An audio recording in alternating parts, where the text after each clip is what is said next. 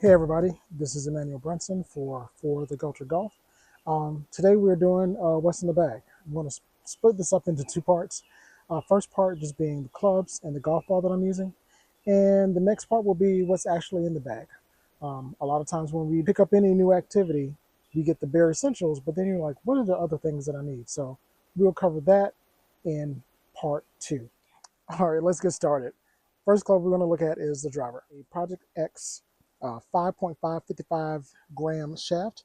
All my clubs, except for my putter, will have the Champ Key wide light grips on them, mid-sized. But this club is the Paradigm 10.5, again with a rifle hazardous green. I guess it's green and silver, 5.5, 55 gram. So in the Project X world, 5.5, that frequency translates to a regular flex shaft. All right. So there will be a common theme with my driver fairway woods and with my hybrids. So next club up for me is a 3 high launch. And if you've been playing golf long enough, this may have been called a 4 wood in a different time. So this is a 16.5 degree 3 high launch or 4 wood. Again, with the same Project X 5.5. This is just a little bit heavier at 60 grams. So a 16.5 degree 4 wood. And then for me, my makeup goes driver, 4 wood, and then 7 wood. And with my 7 wood, it's another Paradigm. Paradigm 21 degree 7 wood. Again with the rifle 5.5, 60 gram shaft in it.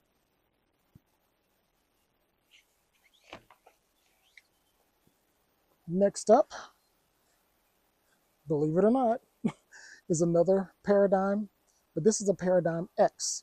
Paradigm X, the hybrids for these are a little bit larger, so they're more fairway wood-like. So this is a 24 degree 5 hybrid. It also has the 5.5, but this is a little bit heavier, 65 gram shaft. So 10.5 degree driver, 16.5 degree 4 wood, or 3 high launch, a 21 degree 7 wood, a 24 degree 5 hybrid, and finally with my woods, yes, I have a lot of woods in my bag. Probably one of my favorite clubs is my 6 hybrid. This is at 27 degrees. Again, with the rifle 5.5, with the Champ Key wildlight grip, mid-size as well. All right.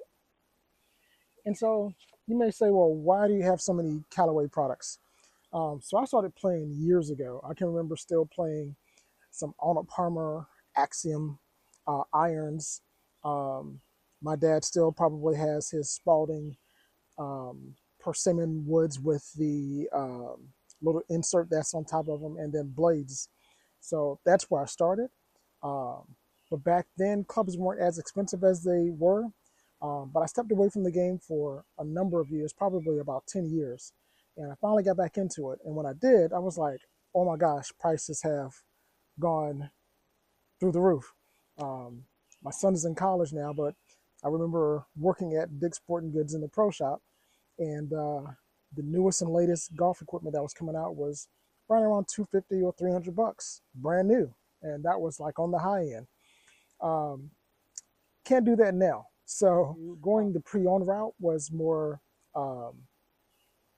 cost efficient for me, and then also getting something that actually had a guarantee actually worked well too. So all of these clubs, the driver, the 4 wood 7, and then the 5 and 6 hybrid came from a site called Callaway Pre-Owned. Again, I've been playing for a while, and because of that, I've got some oldie but goodies. So these are my 6 through pitching wedge, are Nike Pro Combo oversized. All right, Nike Pro Combo oversized. So something that was a little bit more forgiving, has a little bit more offset, more perimeter weighting. So what you can see, now when I have this set somewhere in another golf bag, there is a 3, 4, and a 5 iron. But right now, the longest iron I carry right now is a 6 6 iron.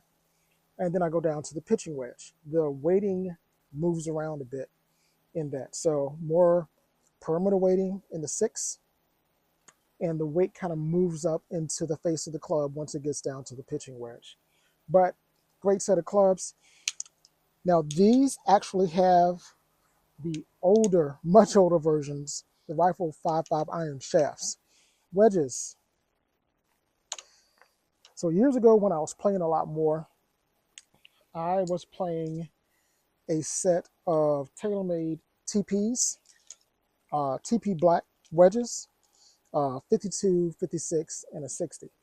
Well, with this set, this is something else that's a little bit upgraded for me as well.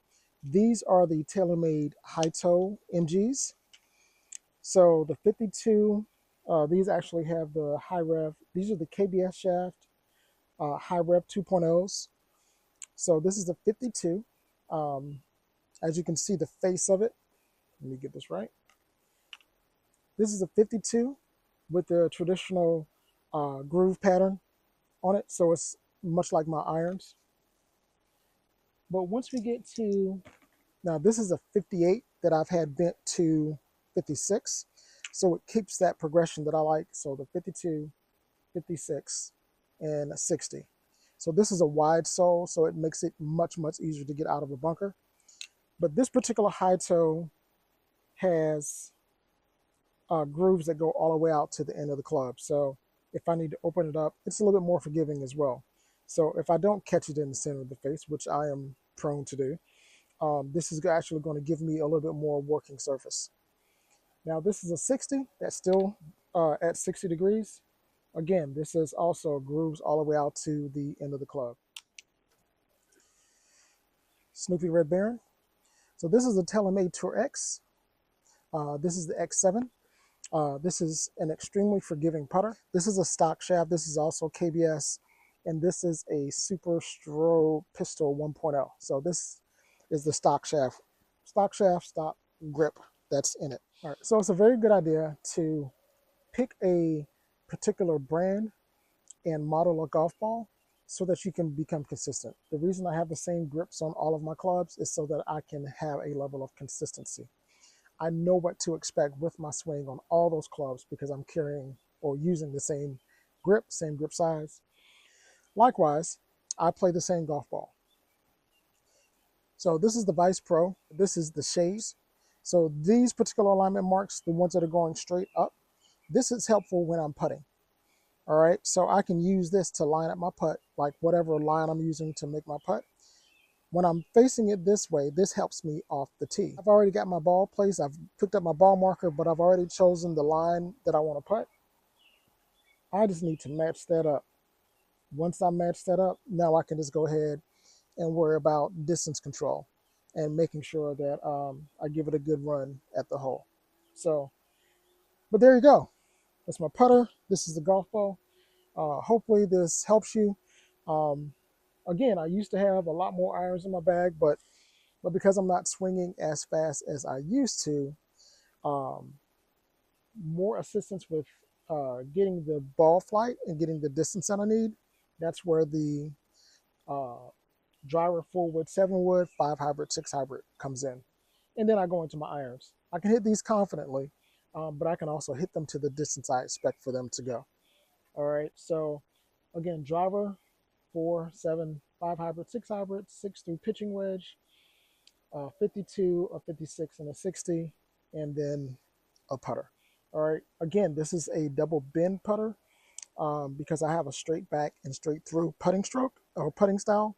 And because of that, the double bend actually works better for me. And bare minimum, go figure out what it is that actually works best to your eye and what you can hit consistently. So that's what's here. That's what I'm using. All right, see you next time. Again, this is Emmanuel Brunson for the Culture Golf.